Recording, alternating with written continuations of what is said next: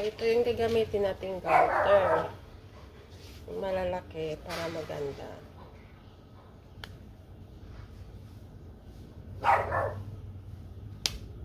So, ganito lang. Kasi baby naman eh.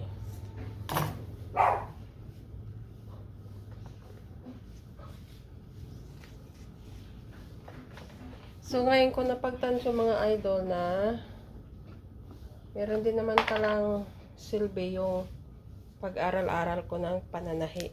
Kasi sa totoo lang, takot na takot talaga ako manahi noon. Takot na takot talaga ako. Pero ngayon, halos yung karayom at saka yung daliri ko gano'n na. Pero hindi na ako natatakot. So, maganda pala talaga mga idol kung marunong kang manahi. Saka kapag meron kayong makina. Kasi anytime pwede kang magdi-DIY.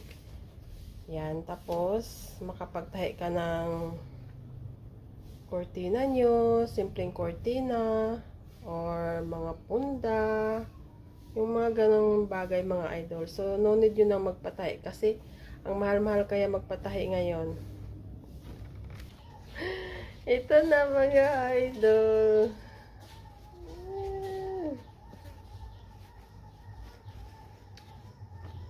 Thank you.